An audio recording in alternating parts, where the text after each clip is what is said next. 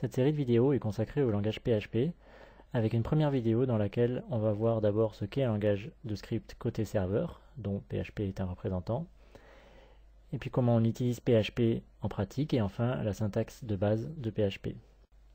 Alors pour comprendre ce cours, vous avez besoin de connaître un petit peu HTML. Si ce n'est pas le cas, allez faire un tour sur les vidéos à ce sujet. Et également, vous avez besoin de connaître les bases de la programmation impérative, savoir ce qu'est une structure conditionnelle, if then else, une boucle, etc. Alors à quoi sert PHP? PHP, ça sert à générer des pages HTML de façon dynamique.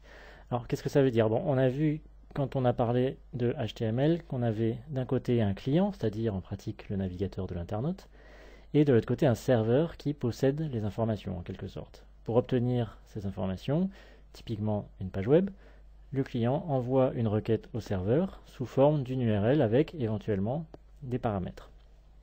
Alors ce qu'on appelle une page statique, par opposition à une page dynamique, une page statique c'est quand le document HTML existe sur le serveur, l'URL demande cette page, le serveur prend cette page telle qu'elle là où elle est et l'envoie au client.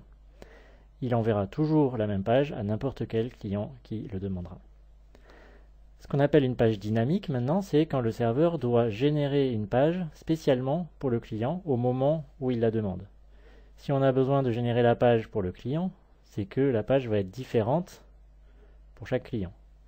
Ça peut être en fonction du moment de la requête, par exemple, tout bêtement, si on veut afficher la date et l'heure courante, mais en général, c'est surtout parce que le client a envoyé des paramètres personnels et que le résultat dépend de ces paramètres. Par exemple, si je demande un Paris-Lyon sur Voyage SNCF, je n'obtiendrai pas la même page que si je demande un Bordeaux-Toulouse. Génération de page dynamique. Si je consulte mon compte en banque en ligne, je n'aurai pas le compte en banque de mon voisin. Génération de page dynamique. Si je fais une requête sur un moteur de recherche, évidemment, génération de page dynamique.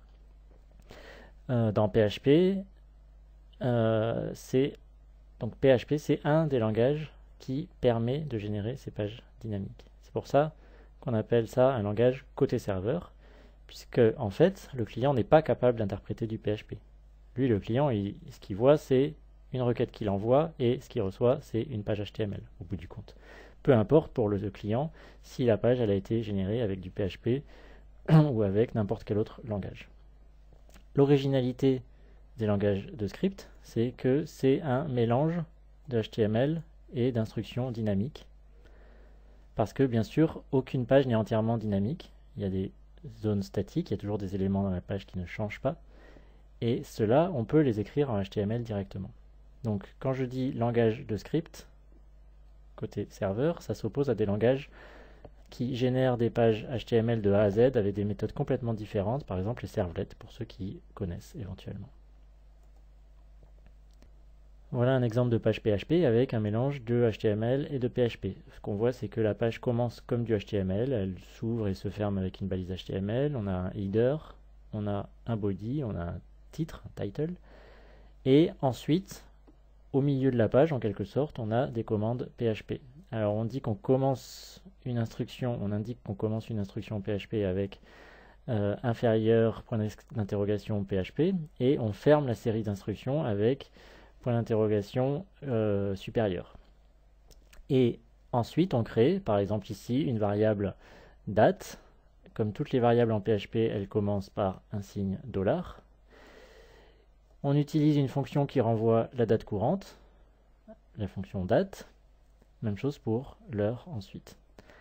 Et ensuite, on utilise la commande echo qui permet de générer du HTML. Echo, ça veut dire qu'on écrit sur la sortie. Donc, on génère typiquement du HTML. On peut générer n'importe quoi, mais on génère, nous, du HTML. Donc, ici, j'écris sur la page HTML, nous sommes le, j'ouvre une balise strong, j'écris le contenu de la balise date, je ferme la balise strong, etc. Et si j'interprète ce code, voilà ce que j'obtiens. PHP a généré cette page HTML, et ici on voit que ce qui était dans la commande echo est devenu du HTML, et puis ensuite dans le navigateur, on voit ce rendu.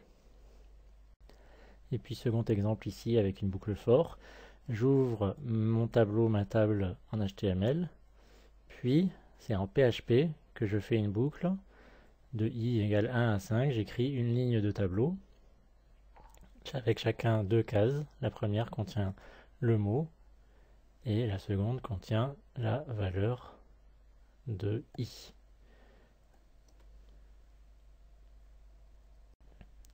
Alors, à ce point, vous vous demandez peut-être comment on fait pour interpréter du code PHP, puisque je vous parle d'interpréter du code beaucoup. Si on interprète, il faut un interpréteur, donc PHP n'est pas un langage compilé, comme le sont par exemple Java, C ou C++, c'est un langage interprété à la volée au moment de l'exécution, comme le sont Perl ou Python ou Bash. Alors on peut compiler du PHP, mais c'est pas du tout la façon standard de s'y prendre. Comme je l'ai dit, l'interprétation se passe au niveau du serveur. Donc le client ne sait pas lire une page PHP. C'est le serveur qui crée la page HTML et qui l'envoie au client. Donc on a besoin d'un serveur. Alors bien sûr au début, pour faire des premiers développements, rien n'empêche que la machine client et la machine serveur soient en pratique la même machine. Et évidemment, si vous travaillez sur votre ordinateur personnel, c'est de cette façon-là que vous allez vous y prendre. La façon la plus courante de s'y prendre, c'est d'installer un serveur Apache sur sa machine. Alors sur Linux, un LAMP est installé dans la distribution par défaut. LAMP, ça signifie Linux, Apache, MySQL, PHP. Et donc ça suffit pour faire du PHP et pour brancher une base de données MySQL dessus si on le souhaite. Donc si vous avez une machine Linux et que vous êtes root sur cette machine, vous pouvez premièrement mettre votre site web dans le répertoire /var/www, qui est le répertoire qui est par défaut lié au serveur Apache. Donc quand on est en local comme ça, l'adresse d'accès à ce répertoire c'est localhost, c'est-à-dire que le nom de domaine de l'URL c'est localhost. Par exemple, si vous avez un fichier de n'importe quel type, ici c'est un fichier HTML, accueil.html, que vous mettez dans /var/www/fr/accueil.html, à ce moment-là, l'adresse l'URL que vous devrez donner au navigateur pour visualiser cette page, c'est http://localhost/fr/accueil. L'autre façon, c'est de rester dans le répertoire racine de votre compte et d'y créer un répertoire qui s'appelle public HTML avec un underscore. Ce qu'Apache sait faire à ce moment-là, c'est lier ce répertoire public HTML à votre localhost.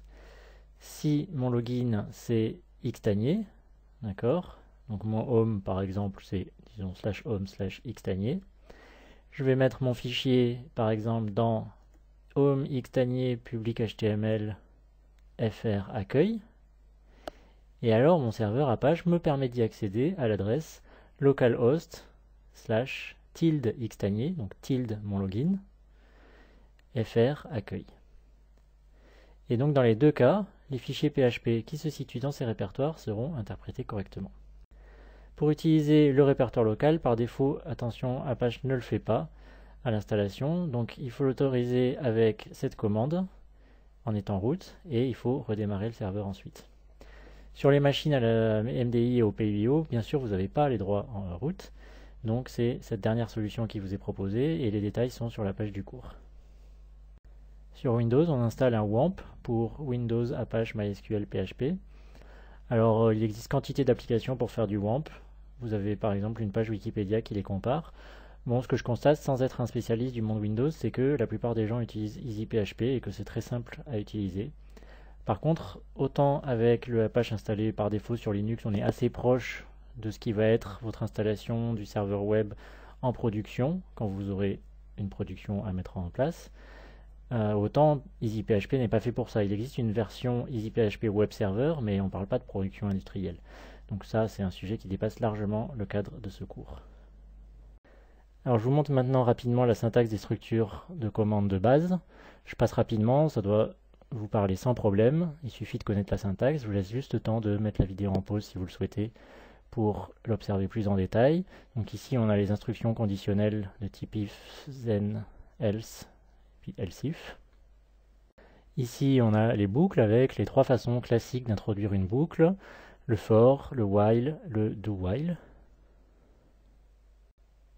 Ici la création de tableaux et le parcours de tableaux. Alors une petite remarque, les variables ne sont pas typées en PHP, on peut donc mettre vraiment ce qu'on veut dans un tableau. Et pour les boucles, un peu comme en Java et dans plein d'autres langages, de toute façon, on peut boucler soit sur un index, c'est-à-dire le for i égale jusqu'à, ou alors sur un itérateur avec un for each. On passe au tableau associatif. Alors je vous rappelle qu'un tableau associatif, c'est un dictionnaire de clés associées à des valeurs, une hashmap si ça vous parle plus. La clé est unique dans le tableau associatif, bien sûr. Donc là encore, on a deux façons différentes de parcourir un tableau associatif, avec un for each et avec un while next. On peut créer des fonctions de façon très originale avec le mot-clé function, et on peut renvoyer une valeur avec return.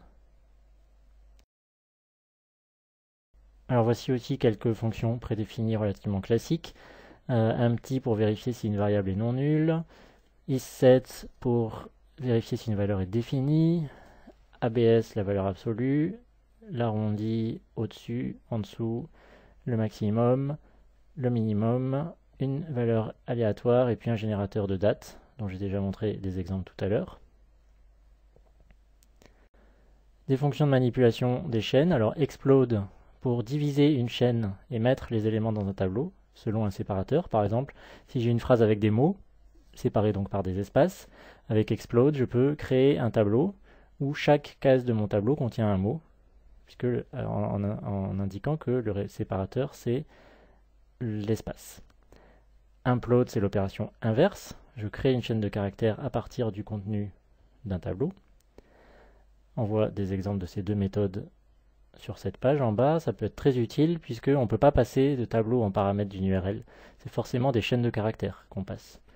Donc je peux vouloir simuler le contenu d'un tableau avec une chaîne de caractères et un séparateur, comme l'espace, où ici on a une barre verticale. Je l'envoie au serveur comme ça, et ensuite le PHP se charge de recomposer le tableau. Et aussi une fonction très utile, HTML Special Chars, ça permet de renvoyer une chaîne dans laquelle tous les caractères réservés au HTML, comme par exemple le signe inférieur, supérieur, l'esperluette, etc., sont remplacés par le code de l'entité HTML correspondante. Donc ça permet d'éviter de faire ces modifications soi-même si on le souhaite. Ensuite, plus classique, donc on a strlen qui renvoie la taille de la chaîne de caractères, strstr ça renvoie le contenu de la première chaîne à partir de la première occurrence de la seconde, substr ça renvoie la sous-chaîne de la chaîne à partir de l'index i pour une longueur L. Donc on a quelques exemples en bas que je vous laisse regarder. Alors je vous parle beaucoup de chaînes de caractères parce que finalement on manipule souvent des chaînes de caractères comme ça en PHP, puisqu'on manipule des paramètres, que ces paramètres sont textuels. Donc on verra dans une vidéo séparée la manipulation des expressions régulières, qui sont assez utiles également. Des fonctions très classiques maintenant pour les tableaux, le nombre d'éléments, le tri à l'endroit, le tri à l'envers, le tri d'un tableau associatif sur les clés, le max d'un tableau, le min d'un tableau. Et puis enfin, les variables prédéfinies, dont on verra l'utilité au fil des vidéos suivantes. Je vous les mets toutes ici.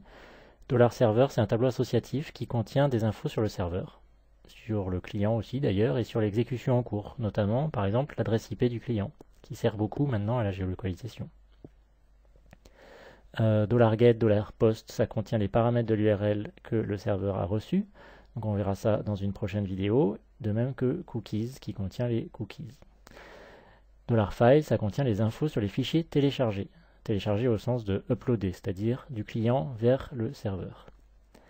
Et puis $session contient les variables de session, on va aussi en parler plus tard. Et finalement, $env, ça contient toutes les variables d'environnement du système.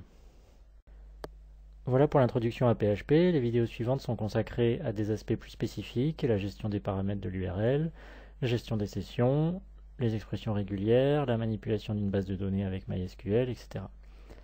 Alors une adresse très importante, php.net, c'est la bible du PHP avec des tutoriels, avec la documentation complète, des exemples, le tout en français en plus. Bref, c'est vraiment l'endroit où aller pour avoir des infos complémentaires sur le PHP.